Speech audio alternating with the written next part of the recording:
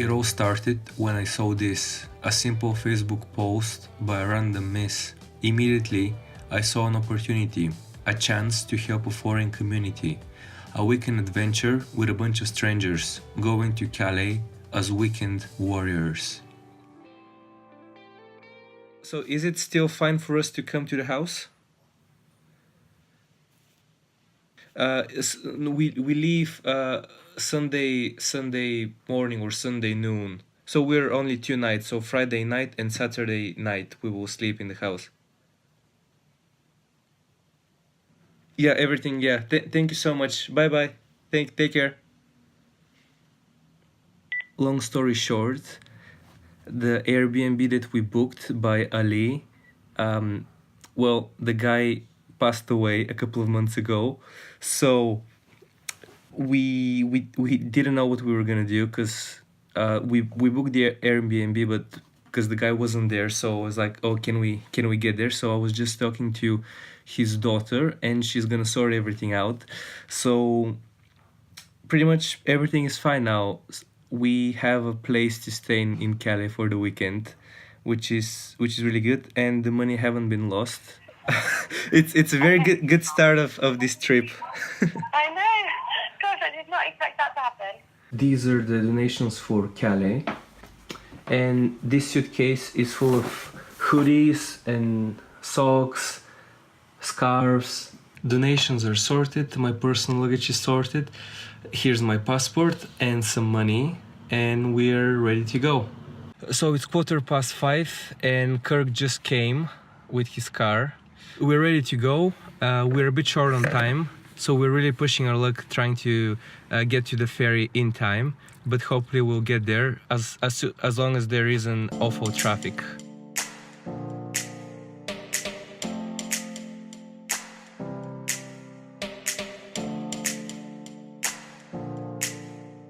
So far we've picked up everyone, so it's me, Kirk, Joy and Hamish? Yes, you get it. Hamish in the car, and now we're off to Dover to get the ferry.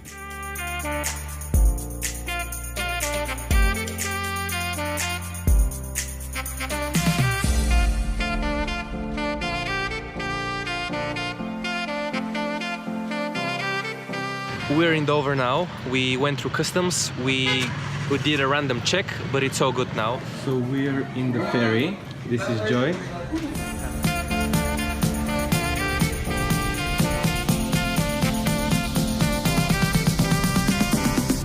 Hi, I'm on a ferry. I have no idea what else to say.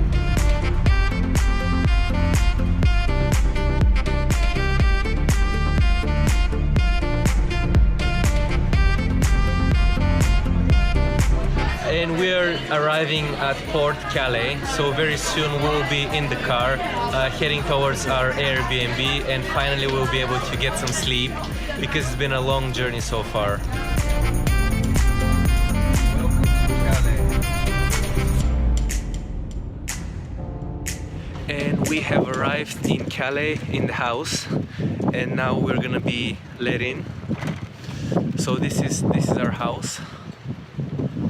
And it is windy, but we made it.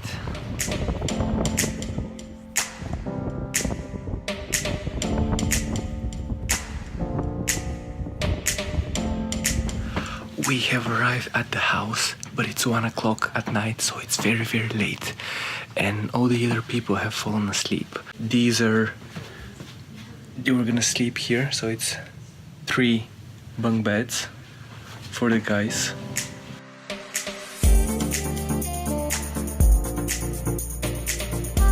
It's 8 o'clock in the morning and we just woke up, and now we're getting ready to go to the warehouse. So yeah, this will be the first time that I and some of the other people will see the warehouse here in Calais.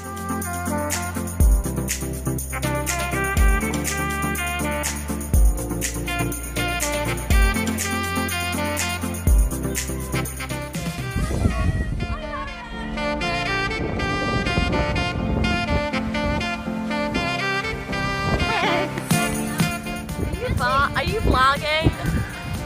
Oh. And now we're heading to the warehouse. It's good morning. It's very cold morning. Bonjour. Bonjour. Guten Tag. Parlez-vous en français? Ah ouais. Hey guys. Yeah, so yeah, soon we'll be in the warehouse.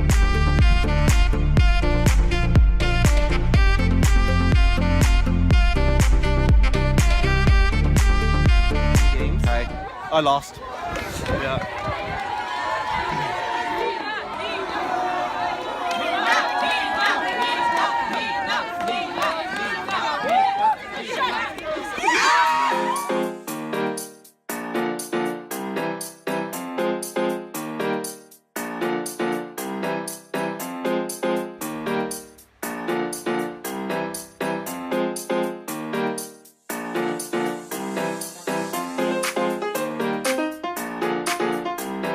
So it's 1 o'clock and it's time for our lunch break. So now all the volunteers, we are in a line over there.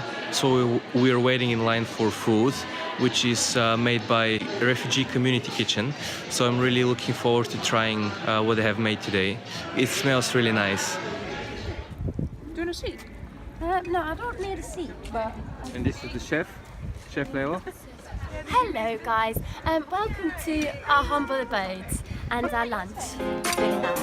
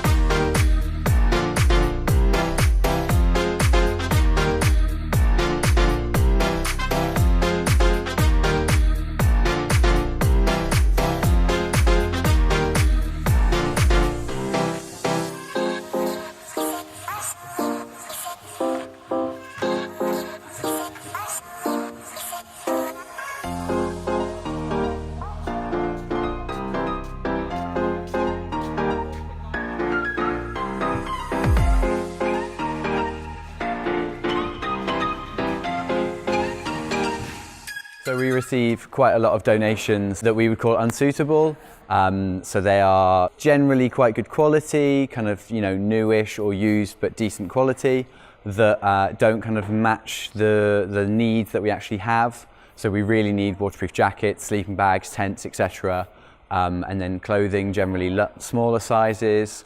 But we get a lot of large stuff, we get a lot of kind of summer wear, formal wear, things like that we end up kind of piling up and don't really have any use for. So we spend quite a lot of time and energy and space, as you can see behind me, putting them into boxes and bags and basically trying to find other organisations and places that they can go and be of use, so that they're not just kind of, that we're not just sending them back and that we're not just kind of leaving them here because we don't have the space, or getting rid of them in bins, etc., which would be a complete waste. But we also get quite a lot of stuff that is completely unusable, stained, ripped, broken, beyond repair, that kind of stuff, which we also bag and keep separately and then have to just dispose of, which takes time, money, effort, etc. So yeah, it's really not ideal, and it's really important to make sure that we're getting quality items that we really need and not this kind of stuff.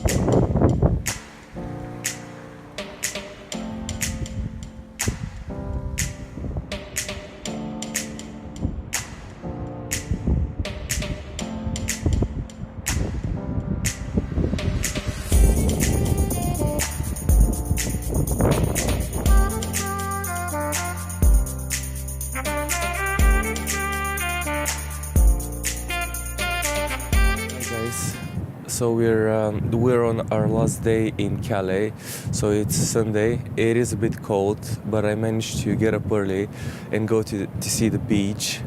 Yesterday it was a lot of fun. It was my first day in the warehouse, and I managed to see what it's actually like there, and I managed to learn more about the refugees, the situation, and stuff like that.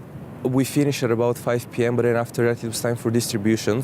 So some people went into vans and they took the hot food that others have had prepared during the day. And they brought it to refugees in Calais and in Dunkirk. About 4 of us went back to the Airbnb to have time for rest and recover, because you need to have a training before you go to the distribution. But 5 other people were able to go to the distribution, and they came back about 9 p.m. Also, something interesting that happened yesterday, there was a hail. As we were driving back to the Airbnb, suddenly it started raining, and then the rain became harder and harder and turned into hail, and the roads became icy, which was a bit bizarre. But also at the same time, Kirk, who was driving, that was his first time driving in continental Europe on the right side of the road. Plus, he was driving also in hail on kind of an icy road. So that was a bit of an adventure, but I hope he really liked the thrill of the experience.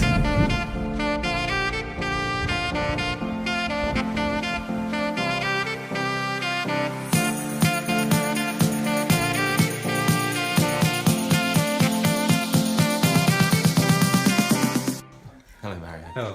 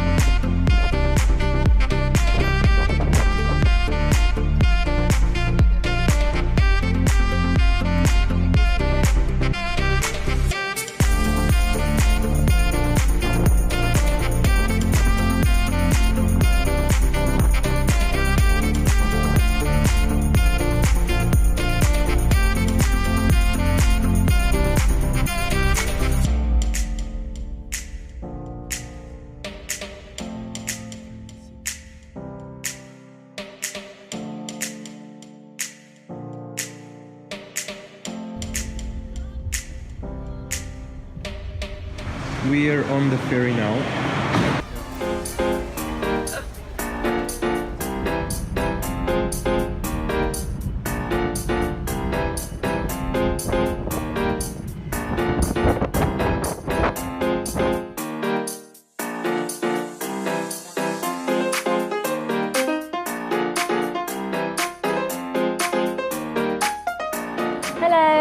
I'm Jessie. I've just been in Calais for 3 days this weekend with a group of 10 friends, helping out at the warehouse in Calais that help out with the refugees in Calais and Dunkirk. The warehouse there is basically a big space where a lot of refugee charities can come together, including Help Refugees, Utopia 56, I think it's called, and Refugee Community Kitchen, and a lot of other organisations. It's basically a big space where they can use their resources and skills to help the refugees that are living and struggling around those areas. So they cook food for them every day, 2,000 meals a day. They collect clothes and shoes and tents and sleeping bags. And it's really amazing all the work they're doing. It literally keeps the refugees alive there, providing them with shelter, and especially in this weather that we're getting into, it's going to be freezing in Calais. It was freezing for me being there, and going out on a distribution and seeing the refugees with like just shivering in the cold and in the rain, and they were just so happy to have a hot meal that day, and going back into their little tiny tents in freezing cold weather was just heartbreaking. But we have the chance as volunteers with these charities and with this warehouse to actually make a difference to these refugees' lives and keep them sane in some way and give them a little bit of their humanity back in the situations that they're in and the trauma that they've survived through.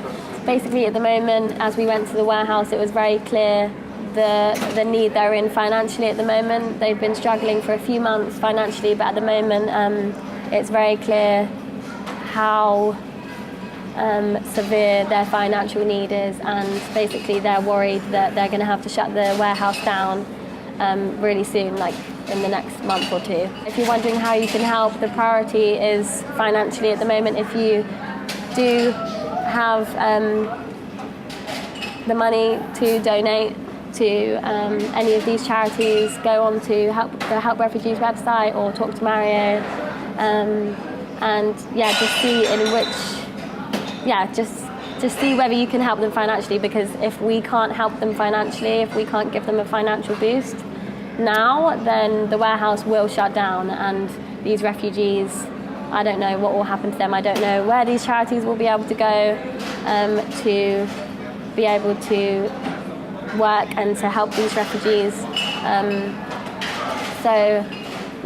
They're just in a lot of need at the moment, so please think about how you can help financially with these charities. Thank you.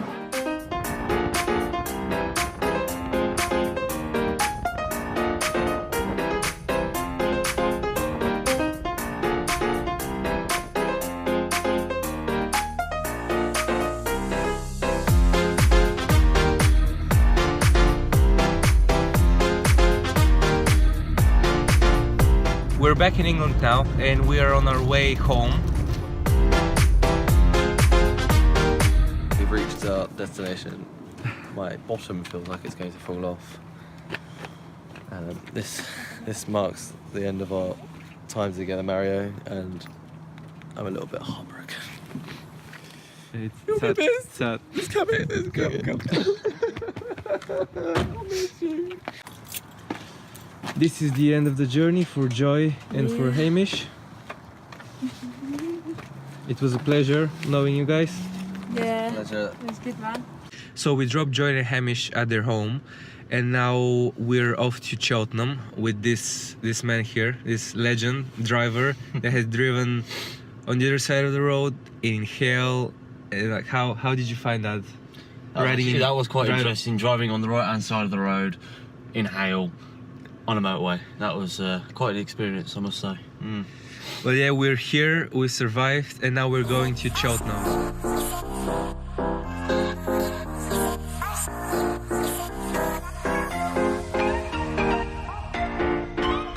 It's been a long journey, but we're finally in Cheltenham, so I can go home and get some sleep, while this guy still needs to drive for another 40 minutes. I'm looking forward to getting home. Yeah, more driving, tea, more driving, and finding my bed again.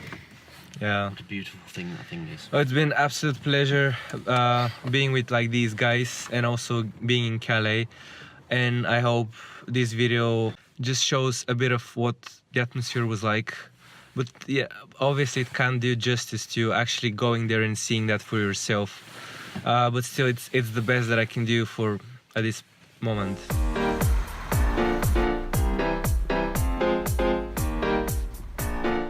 Going to Calais was a big trip. It was actually an incredible experience. It was eye-opening. The things that I learned there about the refugees and all of the amazing people that I met there. It was just I'm still processing that.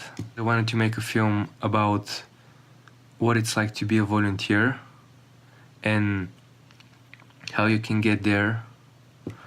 And it's not that hard. Calais was such an eye-opening experience, and I learned so much, and I hope this video was helpful for you to get a sense of what it was like being there as a volunteer.